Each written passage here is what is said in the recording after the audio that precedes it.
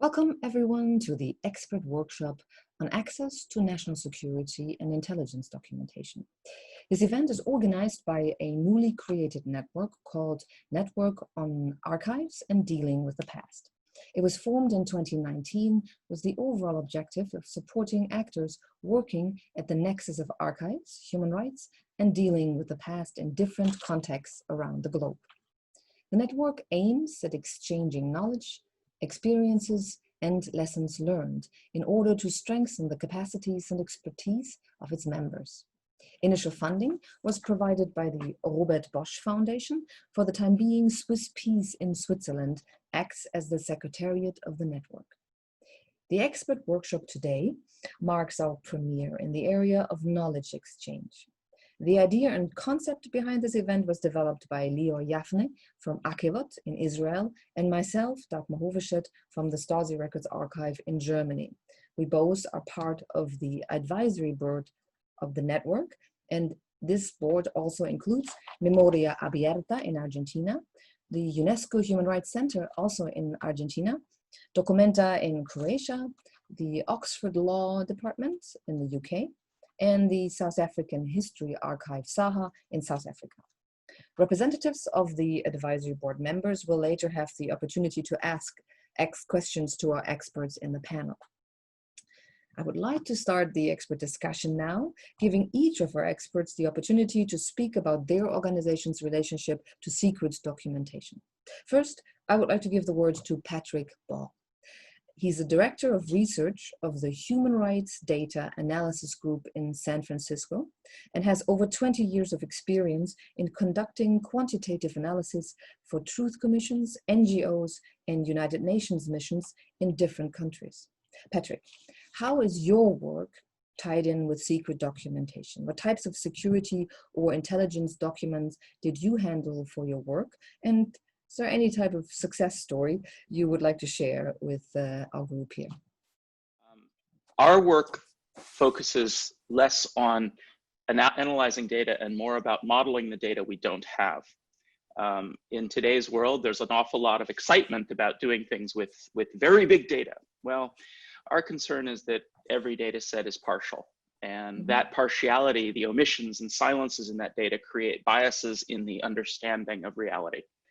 Those biases are amplified and worsened the more sophisticated and complex our analysis becomes, because then the harder we work, the more enthusiastically we forget how bad the data are. So our job is to create statistical models that allow us to transcend the data we don't have. So we do that primarily by analyzing homicides, because that's the most straightforward of all things to count. But we do that in the context of other situations as well. For example, if we face a giant archive, we can't read it all. In Guatemala, we have, at the Historical Archive of the National Police, we have in the order of 80 million pages of paper. So in order to make some kind of statistical characterization about what happens in the police process that's represented by those archives, we helped our colleagues in Guatemala create a representative random sample of the documents. And from that sample, we were able to characterize the flow of information, for example, the bureaucratic mechanism which passes information from one part of the office to another, that helps us to then explain to prosecutors, in some cases, why a particular set of documents is either completely consistent with the rest of the bureaucratic functioning of the institution, or is in some way anomalous with respect to that functioning. Crucially, in the two cases that we presented this evidence in, the documents selected by archivists, we demonstrated were completely consistent with the rest of the bureaucratic functioning of the organization. And this is an important argument to dismiss defense claims that people were rogue agents. Rather, this is a way of reinforcing the argument that the claim that the head of the office, the director of the National Police, bore command responsibility for the disappearance, torture, and murder of a particular activist. So when we call ourselves the data analysis group, in many ways, we're the missing data analysis group. And I think that's important. I want to just kind of keep underlining that, because archives present us with a very rich example of this kind of problem. Yeah, absolutely. And that basically means that you can poke holes also in what the state documents or what the state authorities tell you about what happened, because through your analysis you could put a layer onto the documents or the data that isn't there. So you fill a hole there. But you do not handle necessarily directly secret documentation, or you do not necessarily try to get access to intelligence or national security documents. We don't really try, but sometimes they come into our hands anyway. So for example, in Chad, Human Rights Watch and 2 Chadian human rights NGOs discovered in a pile of trash in an abandoned prison a huge pile of documents which turned out to be the operational records of the secret police under Hassan Habre, the president in the 1980s. These documents were a very, very valuable source of information about the functioning of President Habre's regime, and Human Rights Watch and the Chadian groups did enormously valuable work with it. One of the kinds of documents they found were the daily situation reports from the prisons.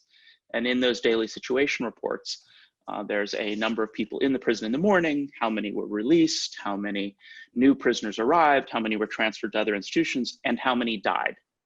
And from those daily situation reports, many hundreds of them over several years, we were able to calculate the daily mortality rate in the prison, and then show that that daily mortality rate was somewhere on the order of 4 times higher than the mortality rate of US prisoners in Japanese custody in World War II, which of course at the Tokyo Tribunal was ruled a war crime. So that was a valuable data point in the analysis of what happened in Habre's prisons when Habre was finally tried for crimes against humanity in Senegal in 2015. So his conviction, had a number of references to this finding, not because the finding is so striking, but rather because part of the defense that President Habre proposed was that prisons are terrible places, terrible things happen there. There's nothing special or criminal about the health conditions in his prisons during this period. And we showed to the contrary that conditions in those prisons were very, very severe. So much more severe than any prison could be in it, if maintained legally. Thank you. So in this case, the data was more almost than the documents themselves, because you could make a new argument with the data you extracted from the documents. All right. Next up, I would like to ask Michael Evans a little bit more about putting his work and access to documents in context. Michael Evans has been with the National Security Archive in Washington also for quite a number of years. He's a senior analyst there and the director of the Archive's Colombia and Mexico documentation projects.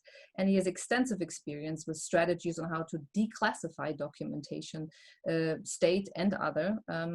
And he and his colleague have been, for instance, pioneers in the use of Mexico's transparency law to force the release of information about grave violations of human rights. But that was just a very small, brief introduction to you, because you have extensive experience also with the American Freedom of Information Act to access documentation there. And again, here the question is, what is your organization's and your work's relationship to secret documentation? National Security Archive is the organization's name. What is the size and quality of the holdings you have? And what is your most relevant success stories? But also, what is the most pressing contemporary issue, so to speak, about accessing intelligence documentation? Our relationship with national security documentation is very direct. I mean, it's the reason we exist.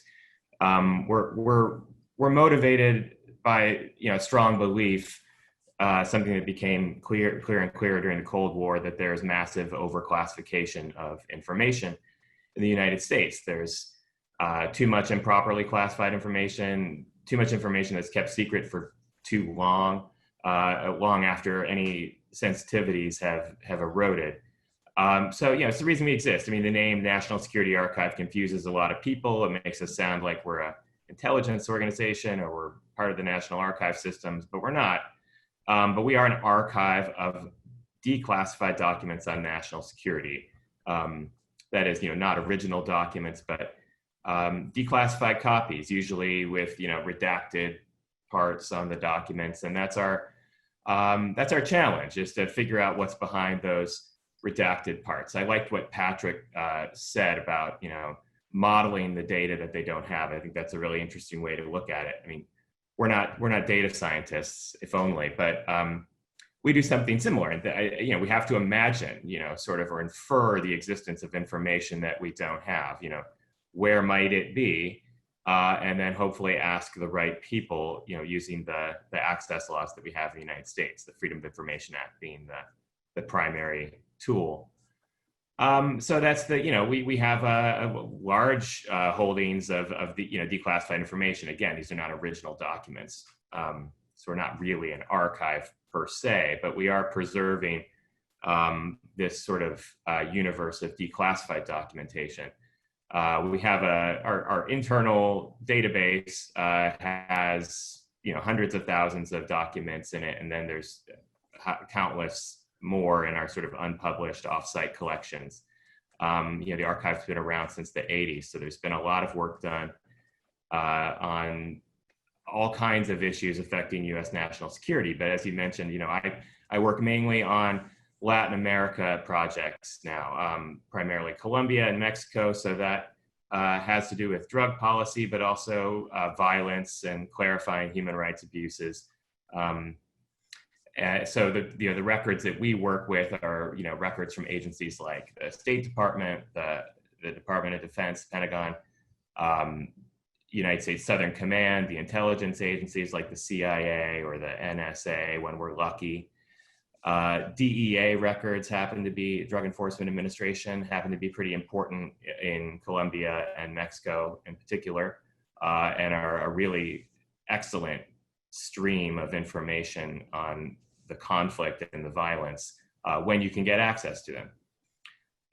In terms of success stories, and I want to be brief because I want to hear from everybody. This is such an interesting panel. Just last week, my colleague Kate, who I've worked with for a long time on Mexico and a number of other things, Guatemala included, I know some of you know her well, testified in the trial of the murder of the Jesuits in El Salvador. It's the case, from the 1980s. And, she's been documenting, the archive in general has been documenting what happened in El Salvador, which of course was a client of the United States during that war, the human rights abuses committed by the military forces there. So her role in this tribunal was essentially to say, the prosecutors are bringing some of this declassified documentation to bear, and she goes and says, well, I'm the expert, I'm the person who filed the FOIA request and sort of testify about the chain of custody and the integrity of the documentation. And there was some pushback from the defense, but essentially to go down there and say, this is a true and essentially complete as we know it record of what happened. So that's a really, I'm really proud of my colleagues to, to see them in places like that at human rights trials and actually bringing some of this documentation to bear in a way that has, impact on historical justice. In terms of some other things, a few years ago, I was able to go to the ICC and present thousands of documents from Chiquita Brands International about the payments they made to sort of the death squads in Colombia for a number of years. And this was a really interesting stream of information we were able to get from the SEC, the Securities and Exchange Commission, and the Department of Justice. That was a really great success just for me, personally. But I think what I'm most proud of now is being able to work. My job consists of mainly is sort of like a consultant full time for the Truth Commission in Colombia. So we're giving them documents, big databases of documents, smaller packets of documents on issues of particular relevance to them. So working with the Truth Commission in Colombia and with also with the Special Jurisdiction for Peace, which is sort of the peace tribunals, there has been really rewarding experience. I think that pretty much covers the introduction part. I don't want to go too much longer because I understand that we don't have a lot of time. just to sum this up, it took a lot of effort to get all this documentation that was in the secret realm and national intelligence realm into your hands, even redacted, but you felt it necessary, that's hence the archive, to keep it going. So to spread the idea that once there's access, this access should be there forever and for everybody else who wants it, right? I mean, National Security Archive stands for that idea. That's right. Once you put it out there, it should be accessible to anybody out there all the time. Well, that's the archival part of it. And I think that, this gets more into sort of what are the specific challenges with FOIA in the United States. But, it's the biggest challenge is time. You need to have a lot of time and file a lot of requests if you really want to come up with a valuable collection and understand what you're dealing with. And that takes time. And so that kind of calls for an institution. Something that'll be around in 6, 7, 10 years when that case is resolved, that somebody can actually respond to it, and that there's somebody doing something with it, digitizing the information, keeping it safe, and making it available to other people, and sort of just building this record slowly over time. Because like Patrick said, I mean, you don't know what's missing. So it's one of the things that the government talks about when they oppose release of information a lot of times is the mosaic theory. They say, if you get enough of these bits of things that are partially released or just the non-sensitive parts, you put all the non-sensitive parts together, you can ultimately have this step away from it and have this bigger picture of what the sensitive things are. And in a way, that's what we're trying to do. I mean, I think that's a criticism of the work we do from the government standpoint, from a national security standpoint. But the problem is the reverse. The problem is not too much openness. The problem is too much secrecy, and we've seen that play out in a number of ways. In the United States, with real national security repercussions, negative repercussions of secrecy. So that's the kind of thing that motivates us. Good, thank you, Mike, for this first input. I'm going to go to Geraldine. I'm actually just going to go in the alphabetical order because I thought that would be just as interesting as anything else. And somehow it fits nicely as a next idea. Geraldine Frieselaar is the director of the South African History Archive and actually stands for two ideas. I know that the archive has two big new attempts of ideas to do. You have the Freedom of Information program. So you're dedicated to using South Africa's promotion of access to information since 2000 in order to extend the boundaries of freedom of information and to build up an archive of materials released under the Act for public use. Same idea, you access something that is hidden from public view and make it available. But your original idea is you come from the apartheid struggle and you have an archive commemorating and putting up with the memory struggles for justice program as your other arm, where you try to commemorate where this all came from, where the society came to be in its current status. And so SAHA is known for both of these aspects. So again, for you, the same question is there any secret documentation in your holdings? What is the size roundabout? And is there some good success stories, but also bigger challenges today or over the time that you've been doing this since the late 80s, in the early starting points? Thanks for that, Dagmar. So as you said, SAHA actually came into being to fill those apartheid fashion gaps in memory, and is committed to documenting lost and neglected histories, recording aspects of South African democracy in the making, bringing this history out of the archives into schools and universities and communities, and then lastly to extend the boundaries of freedom of information in South Africa. So one of the legacies of apartheid has been this persisting culture of secrecy that was firstly brought about by the apartheid government, which built secrecy into the basic operational structures of its government. But the apartheid regime also forced opposition movements to operate in secrecy in order to avoid often deadly retaliation. This in turn also created a culture of secrecy, which has followed South Africa well into the post-apartheid. And this is evident from a wide range of examples, starting perhaps with the Truth and Reconciliation Commission in the 1990s, that was tasked with the responsibility to investigate apartheid's atrocities. You know, in line with full disclosure, obviously, by amnesty applicants and providing victims with some form of reparation. Fighting for freedom of information, of accessing information today, is an extension of your historic experience. So it's two parts of the same coin. So it doesn't seem so unusual that Saha is fighting for more access, because it is really trying to fulfill the freedom struggles from earlier days. Sure. So I was saying, so it started with the TRC Commission in the 1990s that grappled with this persistent culture of secrecy, and it continued with the various states of commissions of inquiry in our current context that is focusing on the abuse and capturing of state resources within the constraints of this pervasive culture of secrecy. We know, or I know, for instance, from the South African Reserve Bank reaction to Saha's access to information requests for records which were related to apartheid-era economic crimes, suggests that this culture, this default to secrecy, still prevails today. When we recognize how these outcomes are of the past is has formulated into and translated into a rife culture of secrecy, it makes it difficult for us today to hold our leaders to account or to get even clear answers.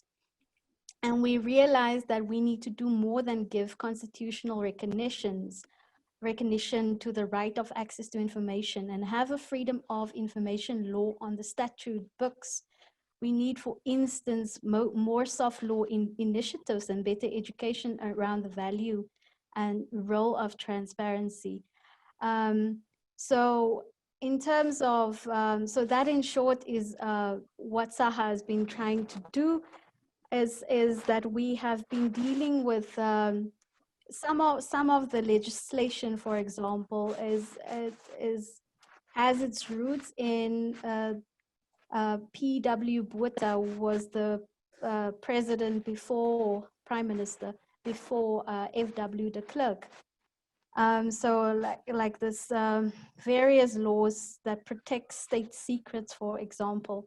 So through the application of the Promotion of Access to Information Act, Saha has been relatively successful in gaining access to records that should have been declassified, you know, ages ago, but because the default is secrecy and not openness, that's why we are then required to utilize information to access to information legislation in order to gain access to someone's a file that was kept, a surveillance file that was kept by the security police that now is at the National Archives, for example. And sometimes it's a lengthy process and it's an unnecessary process, especially if it is the person's own file, for example. I mean, and it's often also when you have to do litigation, and that's often the measure of last resort, it's expensive and it's exhausting. Just now on the 29th of May, for example, after 6 years of fighting a legal battle, Saha finally prevailed against the South African Reserve Bank over records that they also, it's you know, from the 1980s. So there, you know, there's various reasons why they sometimes public bodies refuse to access to information that is in the public interest. For example, they would say that the request that was made was vague, that it's not in the interest of the public to know alleged crimes or economic crimes yes, it relates to apartheid, but it has the economic reverberation and the political reverberations in our present. So it's important to understand that. And then to go, you know, to have the cost. So it was, so, I mean, we lost the case in 2018. The High Court in Gauteng handed a judgment against SAHA that also saw, as they gave us a cost order of 2.7 million rand for a civil society organization. And then also said that the request was vague and not in the interest of the public. And then we had to go to the Supreme Court of Appeal that then awarded costs to SAHA and overturned the judgment of the High Court in essence. So it's to varying degrees, I would say the Promotion of Access to Information Act has been successful. But for example, I would give you this figure. Since SAHA started with the Freedom of Information program in 2001, SAHA has submitted over 2,000 requests for apartheid era records, and 22% of these were deemed refusals. And then, of course, this goes for appeal, and then another 30% of these requests were actively refused, for example. And then, of course, there's other legislation that also has its roots in the apartheid era, like MIS, which is I forgot what MIS is. But you'd basically say, though, is it getting harder to fight for access? Or by being successful, albeit tedious, long time, much money, much pressure, you're opening the door to a little more transparency in South Africa? I think with SAHA's recent win, it's given more civil society organizations definitely more hope, because if the judgment would have been upheld, it would have been really a dark day for civil society and for researchers or journalists that would have wanted to use the law in order to gain access to records. It would have been really a dark day, but at least, you know, sanity prevailed at the SCA. But it's you know, you have to take it kind of, it's in small increments. Okay. It is tedious, you know, but you do gain more experience, you do gain more, you know, kind of bravado, for lack of a better word, for taking on big public bodies, because SAHA is really a tiny organization and it took on the mighty South African Reserve Bank. So it's really you know, it's a victory for constitutional democracy, certainly. But I do think, you know, the general public do not understand about necessarily their right, their constitutional right to access to information, which is a human right in the South African Constitution. So in terms of that, that's a big win for SAHA. And then SAHA has been, over the years, also been key in creating access to these records that we gain from the National Archive or the Department of Justice, Department of Defense, creating access, making these records public, accessible to the public. Obviously also taking into consideration to protect personal information. So we redact that information. I know we don't have a lot of time, but I did want to ask Geraldine, if she could briefly, or maybe on another part of the discussion, talk about is there an appellate process? What, you know, an administrative appeal process that you can go through? Is it useful? Or is it just sort of a box you have to check before you go to court? So what happens, you're talking about a prior request, right? Yes. So it does go, we do send an internal appeal, and then obviously also 30 days or 60 days, depending on that, you have to wait. But often these requests are not even, it goes to the information officer, and depending if it's the National Archives, you get a response back. If it's South African Police Service, you get a response back. But with the DOD, Department of Defense, Department of Justice, it's really, those are the more tricky public bodies that often do not even respond after you send an internal appeal. So depending on, if we deem that information is really worth fighting over because of the cost of litigation, then we would pursue it. And in its history, SAHA has not done a lot of that.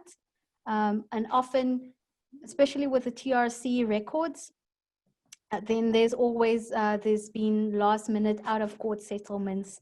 So that is how we have gotten access to the TRC victims database, for example, that SAHA is currently developing before it will be made publicly accessible. So that was also handed over by the Department of Justice, and that needed to be rebuilt essentially because, in the archiving of that database, it was dismantled somehow.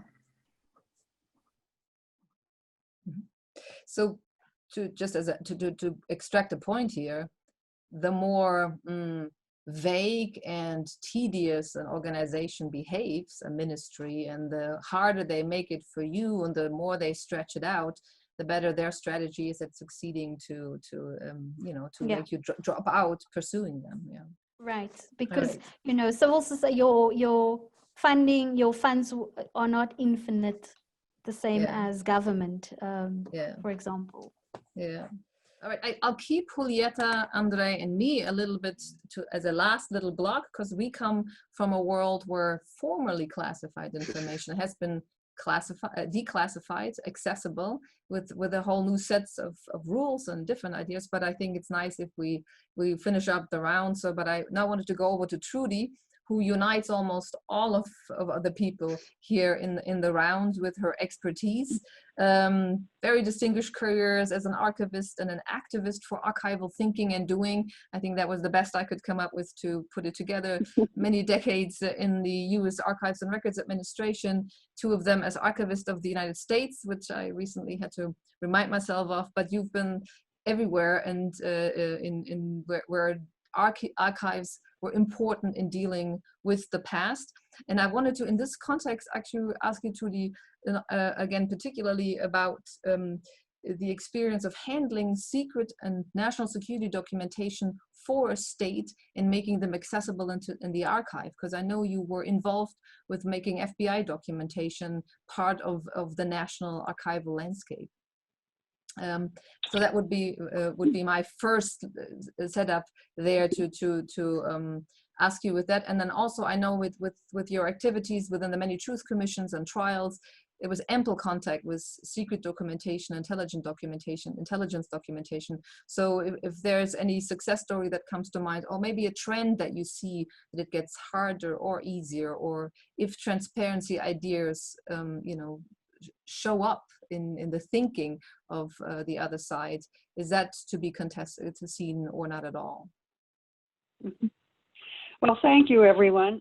I can see you all, I can hear you all. I'm sorry I can't, for some reason, get my video to work.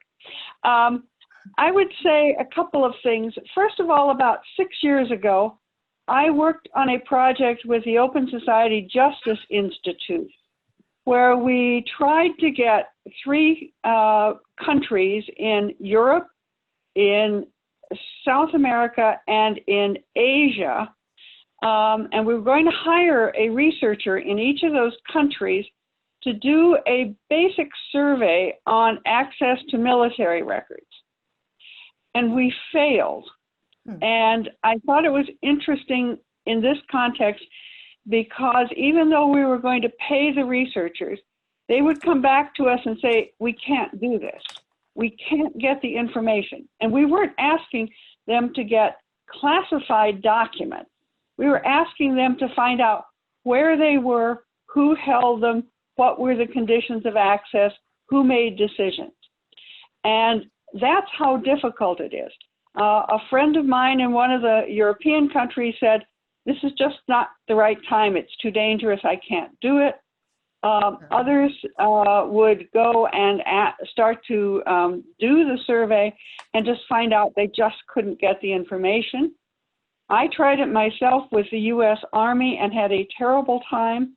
And so that's, I think, a sign of how difficult this is when you even just want to find out who is controlling the documents and where do we go to get them. I think that what I see around the world now is that we really have to have help to declassify documents. Basically, I see three things. First of all, courts, which we've all talked about, which have been so important. And just recently, as you may know, a court in El Salvador ordered the researchers to have access to the military records relating to the massacre at El Mozote. And that is a step that I never would have believed possible. But here is a court saying, yes, the researchers can get into the archives. A second one that we see is sometimes parliaments or congresses decide that a certain body of material can be opened. In the US case, that happened when I was at the National Archives with records of the John Kennedy assassination. And the law was passed saying these records must be opened with kicking and screaming from all the parts of government that had records that were related to it. A third way we sometimes see, I think, are ombudsmen. That was certainly the case in Guatemala, where after the police records were identified, then the ombudsman went and took custody of them, and through a whole series of steps, which involved indeed courts, the vice president of the country actually gained control of them.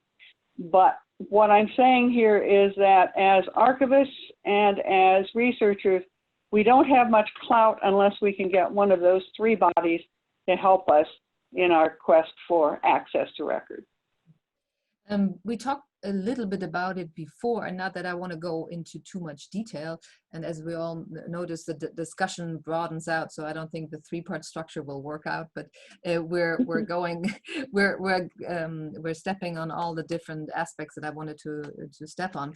But we mentioned the global principles on national security and the right to information. I found my copy, so oops, there we go. The Trani principles. They were formulated and brought out in 2013, and that is also a way, I think, Trudy, that was brilliant to basically say, here are our, and the courts seem to be our allies these days in numerous ways, in certain contexts, but there's three allies, but this would be an ally, right? Into legislation, put in the thought of the right to access. And I was wondering if if anybody had heard whether the Trani principles have had a trace, have they been applied, have they been helpful in pressing for better legislation to access? Because they seem to have been a brilliant idea, and I don't know what happened to them. Well, I can tell you two things. One is that was the motivation behind the survey we were doing. After the Yavne principles were in place, and you may have seen at the bottom, there's a little footnote somewhere in it about archives, which we did manage to get in. But after the principles were indeed published, then the question was, well, what do we do next? And so we said, well, let's find out how it's actually working in countries, and that's when we tried the survey that failed. I do know that I see them cited. I see them as footnotes in various publications. I don't know beyond that if they have had any value. Yeah, that is too bad, because they had all the right ingredients. I mean, their time may still come. We all know that things take a long time to come to fruition, but they had the right group of people across many cultures, many nations, and to actually enter international law and really become some weight. But even in Germany, I don't know if anybody in their countries has ever seen them mention when it comes to legislation or even access legislation or any of these things. I don't think, because nobody's reacting, so I'm thinking they really just fall flat, right? Yeah. Well, yeah, I think your examples say that access is possible, but it is, that seems to be shapes up a little. That doesn't only need allies, it needs a lot of money, it needs a lot of work, it needs tenacity and persistence. And that's where I want to briefly go over to Lior, and because Geraldine, because I do the other three in the finishing touch as a last round. But Lior, you and Geraldine have something in common. You're a small organization tackling a big problem, right? So Akevot, whose director you are, the executive director, is the institute that was founded barely 6 years ago, out of the recognition of the unique role archives can play in breaking conflict, enhancing myths. So here we go back again to the documentation and fostering fact-based discourse and supporting the work of human rights defenders. So that is your mission. And in Israel, that's very, very quickly going after records that relate to national security and intelligence. And what is your experience? Are there success stories, news challenges, pressures? What are your strategies? How have you been working on growing an archive? Thanks, Dagmar. We are working, perhaps unlike some of the previous speakers and our members, in context of course, very much ongoing conflict. It has been ongoing for so long that archives are gradually being opened. And we make use of that, or we try to make use of that, to support the work of human rights defenders and to enrich our own digital archive, collecting from various governmental and other collections.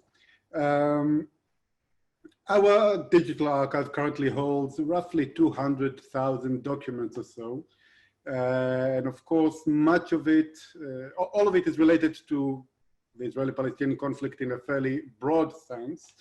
And as you mentioned, much of it has been declassified or was classified in the past.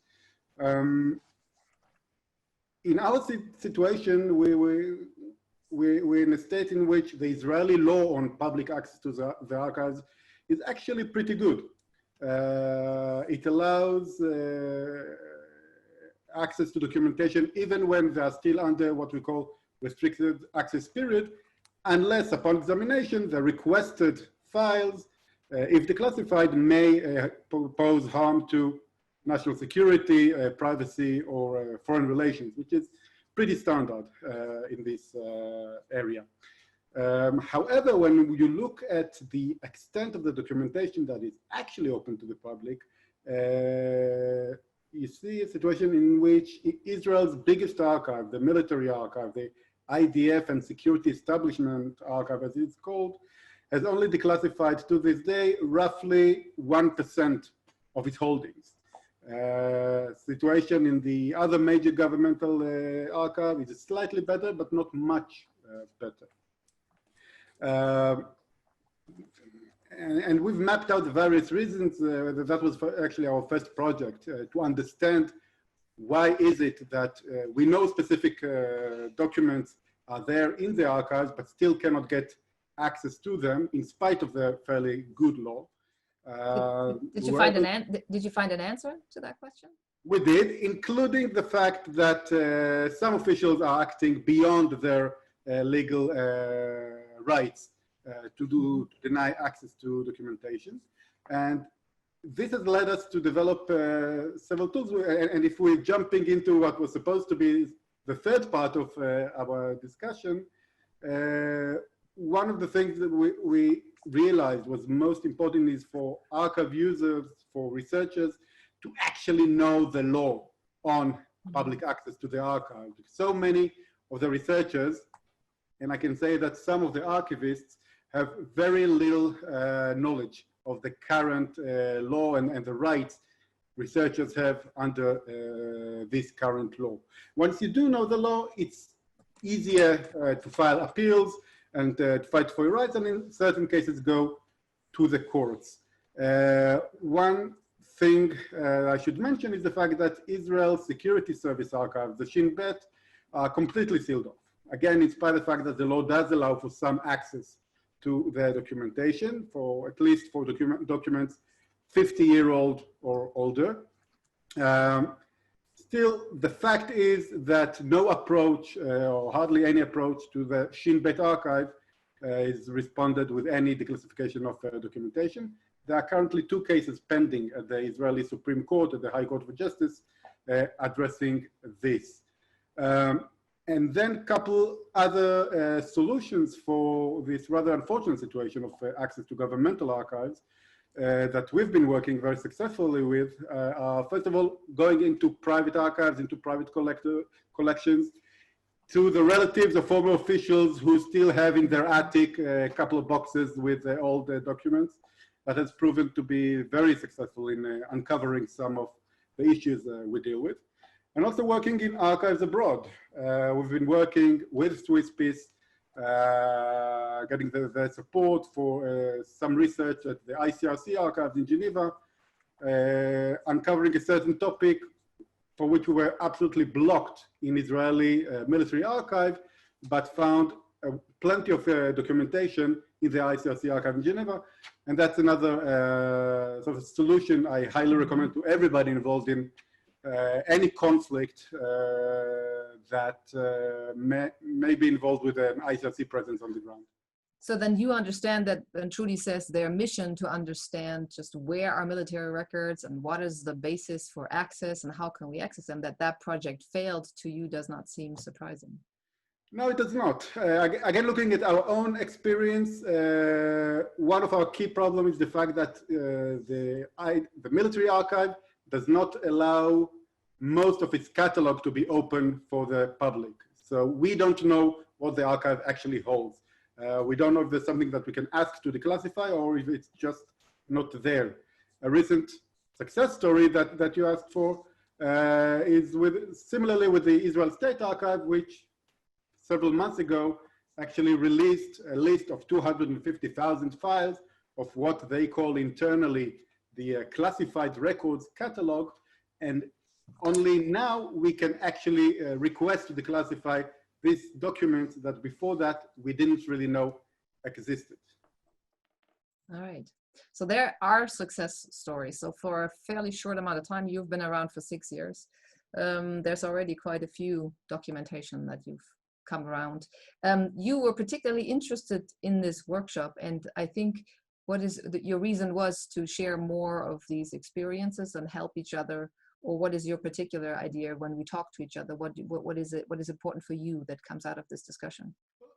I thought that since many of us are trying to figure out how to deal with accessing national security documentation or other documentation which the state would consider sensitive, I thought that there's quite a lot we can share between us.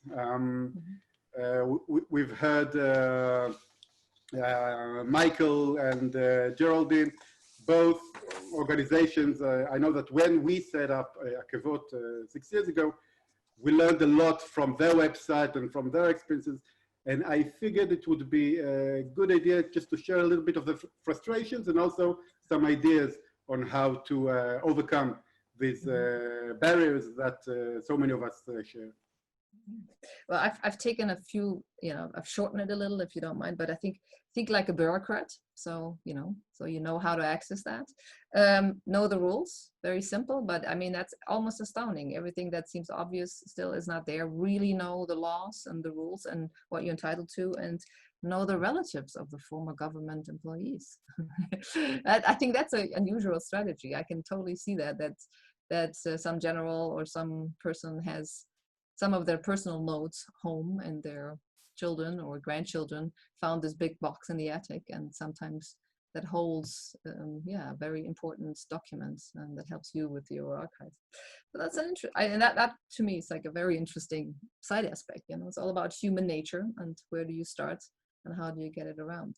So to sum this up a little, because time is moving quickly when there's a lot of interesting things to exchange, I thought that Ondřej first and Julieta, and I'm just going to jump in a little bit at the end, finish up this sort of exchange of where we all come from, because we all represent very different conflicts, Ondřej and me even closer together, formerly classified documentation that's vastly open. Ondřej, you can explain a little bit the difference between the Institute for the Studies of Totalitarianism versus the Security Archive itself, but you collaborate real closely. Also, you know, I thought it was interesting, same with Julieta, that we represent archives for Germany. That's a one sentence answer. Where former secret police organization has been dismantled, discredited, but contemporary intelligence bodies and national security bodies continue to work. And how is the access to the archive? Is there any overlap, continuation? Or has the old historical dealing with declassified material influenced the contemporary culture of accessing state intelligence information? So Ondřej, please explain a little bit what your work is about, how large the archive is that you have access to, and what some of the success stories and contemporary challenges are in the Czech Republic. Mm-hmm. Well, our situation is different, as Dagmar has already said, that since we had a revolution or big political change, 1989, it is easier to get the archives open. Since that it took some time. Actually, in Germany, it was the very first post-communist country where the archive were opened. It was 1990. In Czech Republic, it was actually the last Central European country where it came so far. It was 2000 Poland, 2004 then Slovakia, then Hungary, and 2007 Czech Republic. The later it came, the more open the archives became. Our institute was established together with the Archive of Communist Services, Security Services. So we are cooperating close together. We are a research institute, but we are working together with the archive, and we are about to research about the repressive apparatus of the communist dictatorship. The archive has some 20 kilometers of materials, of files of communist dictatorship, mostly from the state security. It's the same like Staatssicherheit in Germany, or KGB in Russia or in Soviet Union. It's the same structure like we have, and we have some more military files and so on and so on. It was everything put together into our archive. And it's actually everything open. It's even in Germany, it's not that easy to come to the files. In Czech Republic, if you are interested in files of everybody, you will get in, and which leads to our biggest problem. Actually, we have in Czech Republic. We do not have a problem with accessibility of the files. We have a problem with the culture of dealing with the informations which are in these files. There are many very compromising informations, very sensitive informations, very private informations, and the culture of using this information is not really developed. We are very present days. We have a debate about Milan Kundera, which is a famous Czech writer living since the 70s in France. The Unbearable Lightness of Being. Yeah, for example, and a book about him has been published last week, and it's full of records coming from as the state security was following the talks in his living room actually, or in his sleeping room even. And and the book is full of informations of this kind, and there's a debate how to deal with that, because is it important to know it or not? This full accessibility of the archives raise new questions. Actually, I know that it's a bit different problem than you have in South Africa or in other countries, or in the US especially, or in Israel. it's a different problem, but we are facing this issue, and it's a big task for our institute and for our archive to make education about what does these files really means, because there's actually an idea that if there's a file which was hidden or which was classified, that means that it must have more truth than an open file, which doesn't seem to be true. Actually, you have to be critical enough while dealing with these files. So that's our job, actually, to explain to the people what does these files really mean, what does they contain, and so on. So our biggest success, I would say that. Our biggest success is that step by step there are less and less scandals based on using these files from our archive. More public scandals. That means that people, journalists and historians are dealing more, I would say, more learned about it or more educated with that. It's first success. And second success, I would say that we are strong in the digitalization of the archive. We are massive digitalizing of all the files. We have about some 40 million copies, and part of them is accessible online. We have a digital study room. There are some 5 to 7 million pages at the moment, and there will become year by year will more and more million of pages come into this online study room. So you can even from your countries you can have a look into this mostly Czech written documents. Ondřej, let me ask you, because between 1989 and 1990, the Velvet Revolution, and the start of the archive, 2007, you know, there's a long period of time where the national security and intelligence bodies had to continue working. Did they continue using the records, and or did what you do today put a different pressure on how the public looks at intelligence work today or national security today?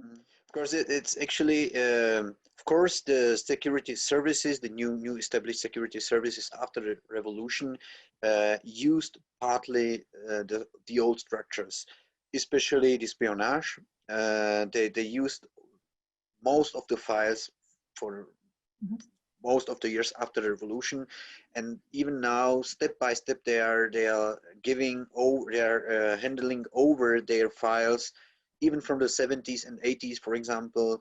They are handling into the archive to us. Every year, several files are handed over, and we have now had starting a debate how to open the archives even after 1990, because we have a totally open access to the archives before the revolution, before 1989, but actually no access to the files after 1990, which is normal somehow because it's 30 years.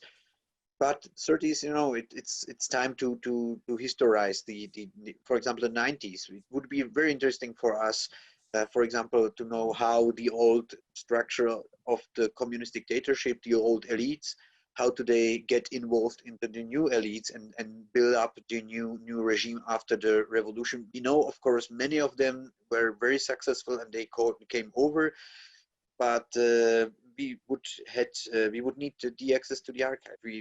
It's very difficult to make a research about it. Of course, we are in our institute, we are about to do this research, how do the elites of state security or of foreign trade institutions, which were the typical representatives of the communist elite, of late communist elites, how do they became successful in the new democratic world, actually, because many of them became very rich, very important, very successful.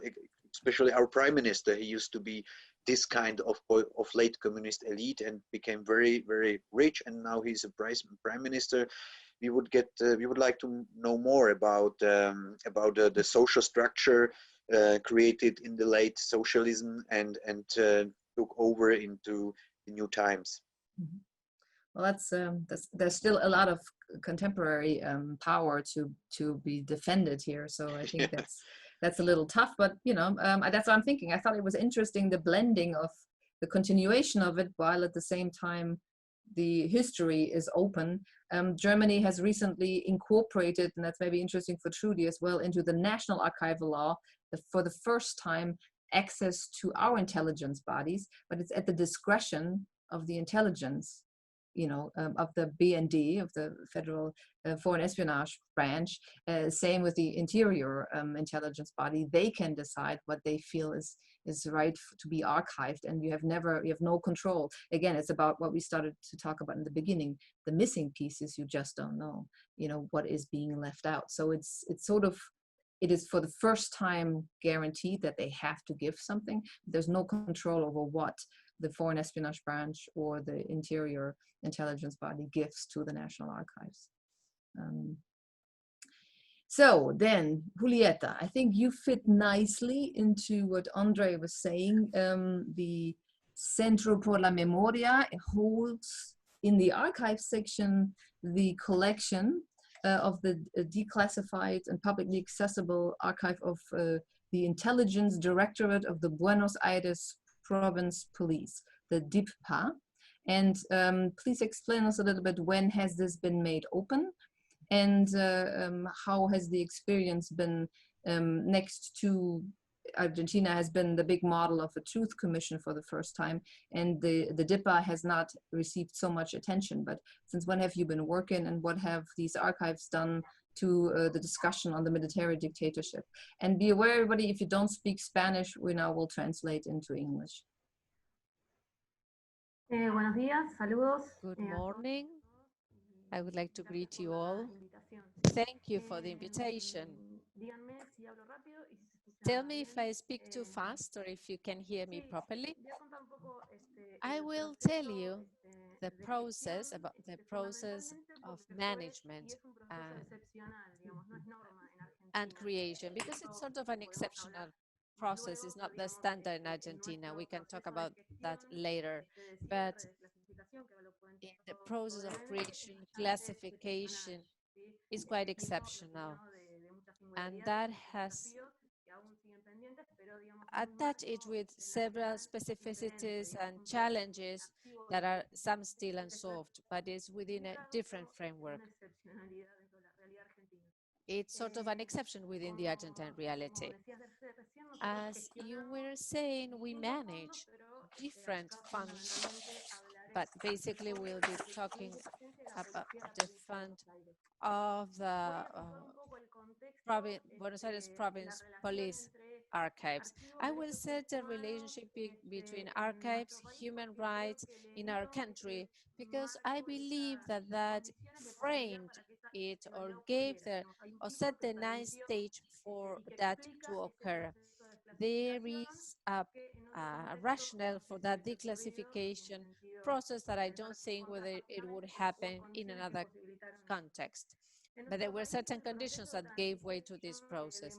The democratic transition process in our country was related to the memory, truth, and justice process. They started in 1983 with the end of the last military dictatorship. And these processes of memory, trust, and truth and justice are blighted by by two specific facts that have gone beyond our national borders, that is the report of the National Commission of the Missing People and the trial to the juntas. Both processes were characteristics of this procedure, and the politicians and the victims and families supported all this process, and this was thanks to the testimony of the victims.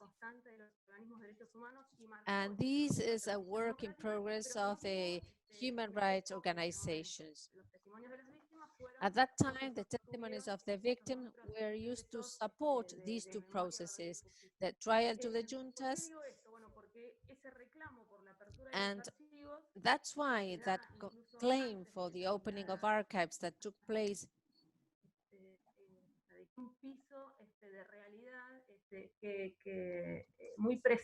gave a foundation of reality that to the organizations and not to politicians, because some were not so clear to them. In 1998, sometime after that initial process, there was a reform of the province of Buenos Aires police, and there was a civilian intervention, and they dissolved the intelligence unit that is the one that we manage now. And that fund, that in another context, we don't know what could have happened, but in this context, that was blighted by the claim of victims for the opening of the archives, found echo in the judiciary, and they seized those documents. The judiciary seizes those documents, and by law, this is granted to the Commission for Truth and Justice, together with the building. The intelligence department had its own archives. One of its functions and missions was to record the archives. And this law that yielded the building and the archives declassified the intelligence documents, those secret documents, as this was unprecedented, and describes that the Commission has to create an information center of public access, both for family members of the victims and for any other kind of research. This is an unprecedented process, unprecedented because of the declassification of the documents, because there was no antecedent to all this. And then the Commission manages an unprecedented process that is a declassified intelligence archive within the framework of absence of archivism networks. There was no archive law either, and with great expectation within the community of family members of the victims. Then those tensions that Ondřej was making reference of, because it is an archive with certain specificities, but discloses intimate information, sensitive information. There was no law governing all these, and there was no tradition of archivism. There were great expectations and the possibility of giving access to people.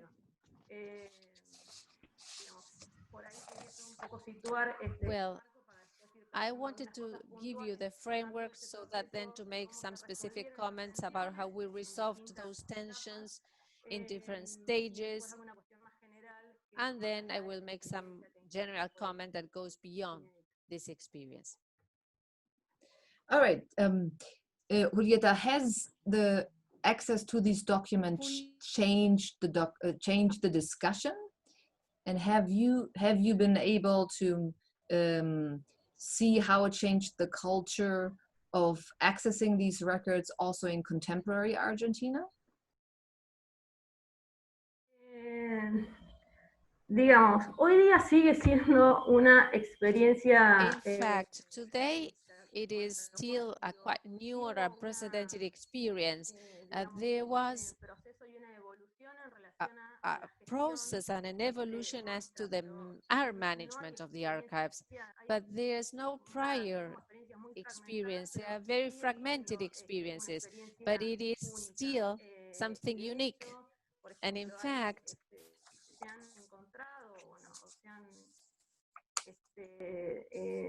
no voy a decir que se descubrieron, pero bueno, hay otros archivos there are some other archives that were found of some information departments, but there is no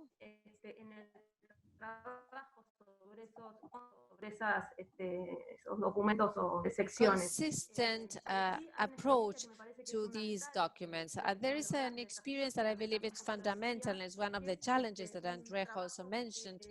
That is a work done by the Ministry of Defense that is a portal of open access archives. And in fact, is to think what alternatives we have in the face of confidential documents. First, I need to know that those documents exist. I may not have access to those documents, but I need to know what there is. You might set deadlines, but know what it is. The importance of the archives of the Ministry of Defense goes in that direction, basically.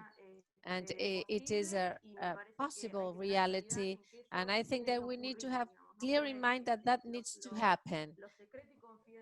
The secret, confidential cannot be under a cloak of obscurity. You need to know what there is behind. You might not have access to it, but you need to know what there is. That it exists, yes. Thank you very much. Looking at the time and knowing that there may be a few listening in that have a few more questions, I would open the floor to any of the advisory board members if they want to, because we are ending on the note on privacy, protection of privacy, on the idea of national security as a strategy to deny access. And as Ondřej mentioned, access to secretly obtained information in very personal, private situations, very intimate settings, to publicize that has its own complications. In Germany, the law to access the Stasi records, if I may bridge the time here a little bit, is very strict on that. We would never be allowed to put all the records online or make them available to anybody. Those who were in these records unknowingly have a right to their own data. It's a data protection idea. So only those who were acting on behalf of the state, their names are made accessible, and you can understand who was an informant and who was a Stasi officer. But those who were the subjects of activity by the Stasis are always protected. They can only access their own information. Every third party will be redacted. So you understand it's an arduous process. We copy a lot of pages, we redact a lot of names for a person to get a file relating to a subject if you're a researcher. If it's relating to you, you see all the information relating to you, but all the information on third parties is completely redacted. Nicola has a question. Well, I have a question regarding the Swane principles that was mentioned earlier on. I mean, this is a really interesting document, and I think also a great opportunity. And I just wanted to check, I don't know if this question is also for Trudy or also other can answer it. What do you think can be done maybe to promote the Swane principles more, or to use them more to promote the access of secret documentation?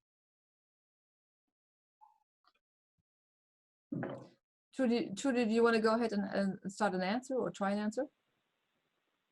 Sure. I'd like to see them adopted in various countries by important, especially NGOs, because we need, first of all, to get people to know about them and to understand what they contain. And I think if we could get important NGOs, especially to convene small discussion groups, and then to take a position saying, we believe in these and we believe that the government should respect these principles, we start to build momentum. But until we get some understanding out there, it's not going to, I think, be very useful. I think maybe we as a network can put this on our agenda, right? So there's a little working paper around the principles and the briefing paper, and the most important principle they consider the disclosure of information of high public interest, protections for whistleblower and the media, and disclosure requirements apply to all public entities. So if you push for this type of acceptance of principles like that, then a project, about just merely figuring out where military records lie should be able to be pulled through. I think it would be something that we can put, Nicola, on the network list, and then it has to be promoted. It has to be seen for people. You have to find lawmakers in your own countries that take this up and think this is an important part to introduce into legislation, because you need it in the basis in the legal basis before it works anywhere else, right? Yeah, I was gonna, if I may, just real briefly, I don't think there's a lot of hope in the United States, for example, of having the Swane principles, in the law anytime soon. But I think one of the, and I think you touched on it just now, Dagmar, is that the time for the Schwann principles to come to the fore is when a state is creating a law.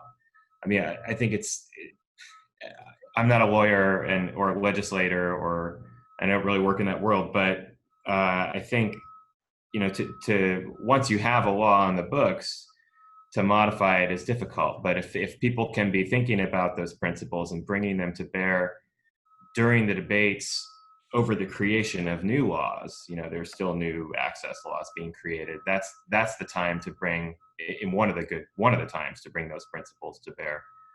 So looking for opportunities in countries where laws are being shaped. That's great. That's what I'm saying. You can only make it known, and the more known it gets, the more chance it has to be there at the start of a process. Vesna, you raised your hands. Just unmute yourself. I just want to support this idea to actually promote it as a network, although the obstacles we have in the countries, I'll just give examples from Croatia, is that even documentation which in principle is publicly accessible, related to the trials, which, you know, in sense of normal judicial proceedings should be public, and they're public, but it's barely accessible. So it's for human rights organizations a question.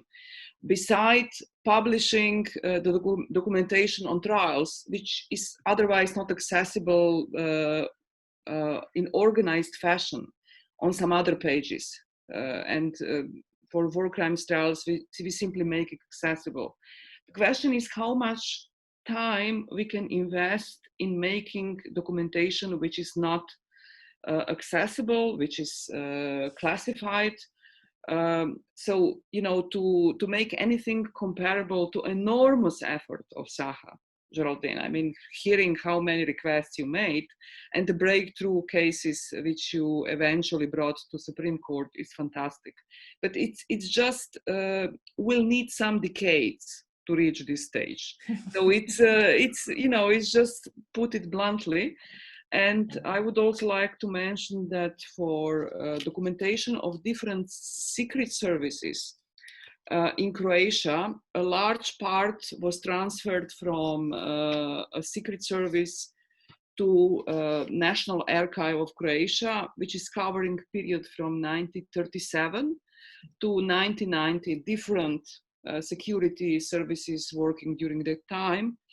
This transfer was made in 2015, and this documentation is now available to researchers.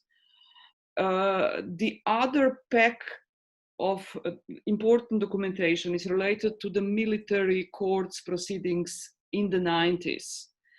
And they have been transferred to archive earlier, and we have eventually really researched very thoroughly, as documented, that documentation, because we wanted to investigate in which cases the amnesty laws have been implemented inappropriate.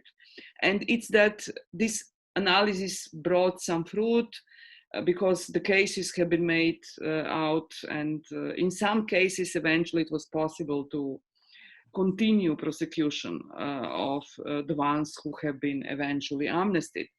But it is that in archives, this huge documentation, 134 meters, which have been transferred in 2015 to the State Archive. Basically, it, you know, theoretically is accessible, but there is a huge backlog which archives have, so they simply cannot process documentation in a sustainable and organized manner so that it would be really seriously accessible. So these are problems which are standing in between us and useful implementation of principles also. So we should also think about that. Thank you. Yes, there's always the ideal, and then there's reality. So yes. Selina has a question.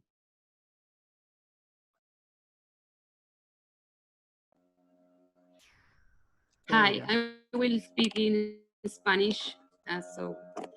Yo quería preguntar. I wanted to ask, given the fact that we have Julieta from the Provincial Commission for Memory, and I want to tell you that, as Julieta said, the experience in terms of accessibility and declassification of the intelligence office of the province of Buenos Aires was a big exception in Argentina. I believe that now we are in a quite interesting regarding the fact that there is a first intervention in the what used to be the National Intelligence Secretariat, and it is the first time that we can enter an archive of such nature. But what I wanted to ask fundamentally is for Dagmar, I would like to talk about other experiences that have work with access to this kind of intelligence documentation that we know is quite specific regarding the fact that, as we all know, not everything that is said in the document is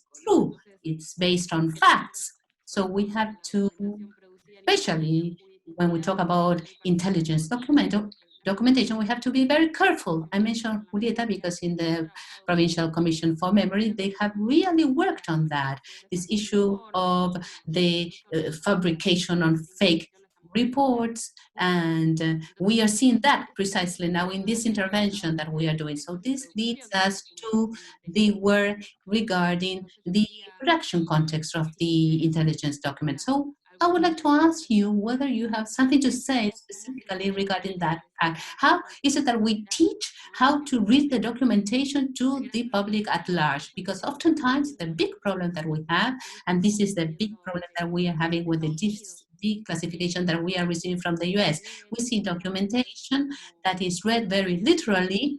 That is what the document says is so and so, but given the fact that it's very difficult to build the context where the document was produced, because we receive the bare document, all items in a PDF. We don't know what was the agency releasing the document. So it's very difficult to teach how to read the document and to understand the document. Even ourselves, it's very difficult for us, the human rights organizations that are really very hungry for new information. It's very difficult for them to read the information, and you can make big mistakes. So I insist, the Provincial Commission for Argentina is a big example in terms of how we have worked there and how we have taught, but it's a big challenge. This danger is there all the time. So I would like to know about your experience. Thank you. Great question. Patrick raised the hand. I think Ondřej can say something to that, or Ondřej's example or something to that. And I will speak to that too, Selena, once Patrick gave you an answer. But we come back to what you said in the beginning, Patrick, right? Context is everything. There's always something missing. So we need to understand what is missing to form the whole picture. Yes. I would urge people also to communicate to users of archives and to people preparing archives that they are not complete, and they are not complete for several reasons. Now, as historians or as other qualitative analysts, we're used to material missing. And so we use our judgment and we use other context knowledge that we have to fill in what's missing. I see that when people create databases, they immediately forget this lesson. And they think that somehow because they put the data into a database, it has magically become complete, and we can then do some kind of statistical analysis, which is then meaningful. Well, I've been at this 30 years, and let me urge you to say that that's not the case. Putting things in a database, even from an archive, does not make it any more complete than it was to start with. And furthermore, once you put it into a database and you do statistics with it, you forget how partial it was, and now your statistics simply tell you what people put in the archive. It does not tell you what happened in reality, it just tells you what's in the archive. Things are not in the archive because the intelligence services or the police services or the military don't know everything. There are many things they don't know, and so that what they don't know does not appear in the archive. And furthermore, what they choose to put in the archive is curated. And I have a former colleague who's written a master's thesis about the curation of documents in the historical archive of the National Police in Guatemala, about what it was they chose to put in the archive and what they deliberately chose to exclude, largely for their own personal career advancement. I mean, these are very small local decisions, but nonetheless, the historical effect of these exclusions is to shape a particular understanding of the past that is got some real complexity, some real social and political complexity to it. My former student's name is Tammy Guberek, and I would love to circulate her thesis, which is now several years ago. But I would urge people to think about this particularly in a quantitative context as we more and more use statistical or other data-centric mechanisms for understanding masses of information about the past. Don't forget all the most important things that historians and archivists know about what's not in the archives. This is a very common error, and I end up reviewing academic articles very frequently where the editors know that I'm going to say, no, you can't do that because you don't have the right data. But people keep submitting these articles, so help us out here. Well, same with the Stasi Records Archive, and I'm sure Ondřej can concur. Every historical source needs context, and an intelligence body, a secret police, is no different than let's call them the trash administration. There's always a social being, there's an organizational structure, there is individual peoples, there's career ladders, there's rules and regulations that they follow or don't, there is an image they want to project within that organization in its time. So particularly if you throw out very intimate personal information to the public that has been gathered under the thinking of an intelligence body, it creates the type of conflicts that Ondřej was describing in the Czech Republic, or that you might see in Argentina. It's very delicate information, but it is no different than any other historic source that needs its context, and then it's only always just a part of the truth, right? We all know that truth doesn't exist. So I'll give Ondřej quickly the word, and Trudy wanted to say something, and Rahel as well, if you all are okay with hanging on a little longer. Very brief. I think it's just normal that after opening the archives of documents of this kind, of classified documents, that there is a kind of overestimation of these documents for several times. It takes time just before to know that it's just a normal archival source as other archival source there are, and you have to combine it. You have to make a critical, together these documents in order to have an whole image of the past as far as it is possible. In our institute, we have some 60 historians, and we are very strongly working with them that even if we have this archive, it's not the only source of how to research about the communist dictatorship. It's that there's pretty much, as Patrick has been speaking about, that this many documents are only by accident there. Many documents were accidentally destroyed, and then people who they have their files still, but there are people their documents were destroyed and they are happy now because they are not in the archive. But it doesn't necessarily mean that they were doing nothing, or they were not collaborating with the communist dictatorship. So all these contextual things has to work together, and it takes time. It takes really time until the historians do learn it, and until the public will accept this holistic access, I would say. Yeah. And then in this particular field of secret police documentation, you have to be careful to not continue the mythology of the all-knowing everywhere secret police, right? So if you approach the documentation with that mindset, you actually play their games. You have to, that's great, Ondřej, to say it's just a document from a particular context that I need to understand, but don't give it an extra value per se. But you're absolutely right. When it's new and it's the secret police documentation and it's unleashed on society, it's very powerful. It's very powerful dynamics that happen. So Trudy, here's your time. Can you hear me? Yes, we can all hear you. I just wanted to call attention to the International Council on Archives document basic principles on the role of archivists and records managers with respect to human rights.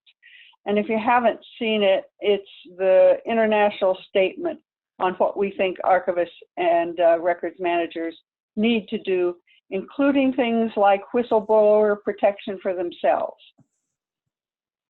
Very, very valuable information to think about the role of the archivist in this, those who manage the documents and their thinking and their support in making them accessible and helping people understand in very particular connection to the human rights idea, right? Thank you, Trudy. Rahel, you wanted to have a quick word. Yeah, so actually I have a direct link to this statement. So I was also wondering, you are representing for like organizations that try to get access to kind of access that is not provided by authorities as it should be, right? And so I was wondering whether, you know, and you are some organizations that kind of have taken over state archives by former institutions that don't exist anymore with like a new spirit of, you know, of responsibility towards access you are aware of. So I was wondering whether you have also succeeded or worked on, some of you, on achieving access from like the other side, the provider side, a change in culture of state institutions over the course of time. And yeah, I wonder whether actually, you know, these are the organizations and the archivists in these organizations that should be part of these discussions. I can respond directly. Funnily enough, our foreign intelligence body, the BND, has moved into Berlin, and they have opened up a little museum, and they have a visitor center now, and they have a house historian, and we have a visit from their PR team next on our campus on the Stasi archive, and we visited their sites as well. And I find it very worthwhile engaging the contemporary intelligence group in this dialogue of openness, transparency, and what it means to access old intelligence and what it means for today's intelligence. We also invite trainees from the intelligence bodies to come to the archive and spend an afternoon there and understand what the Stasi was, so they can figure out how they want to do intelligence and surveillance today and have this historic example. So I think that dialogue is really important, because that's the problem of tomorrow if we don't start there, right? So that's, in Germany, we try a little bit pieces. It's funny to them, it's strange for them to actually be in the public and be known and be seen. You know, intelligence bodies, it's all about fake names and not being identified. So to have a PR arm and have a house historian that has a name that is out there, it's fairly new still, but you know, little things. And I do believe that 30 years of the Stasi Records Archive had put a little pressure on that culture. If I can read my historic intelligence file, why can't I access the contemporary? Because I'm, as a citizen, being persecuted by contemporary intelligence bodies as well. So that attitude has changed. So that at least for the German case, I can see that. Anybody else has an observation on that?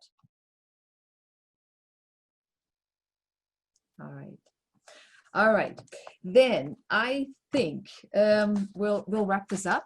I thank everybody very much. I tried to put together a little list of what, at least in the spirit of Lior's idea of exchanging, gives us ideas to work. Is we all have to know what is missing is what determines the strategy. There will always be something missing, but since you never know what is missing, so take what you get. That's Michael's mosaic idea, that eventually, if you take enough of the pieces that you don't know what to do with, they will create a picture. Geraldine said the default is secrecy, not openness. That you have to contend with that. Trudy said we need allies in legislature and in the courts, most of all, but also amongst each other, strengthen our solidarity. Think like a bureaucrat, know the rules and laws, and know the relatives of those in power previously, and be careful with the intelligence information on people and their private lives in the public. So those were the little bits and pieces that came to my mind. Thank you all for spending time in our call. It was very fascinating, very interesting, all across the different time zones. And hopefully we see each other again sometime here or in real life. Hopefully we all get out of this pandemic one day. Thank you and take good care.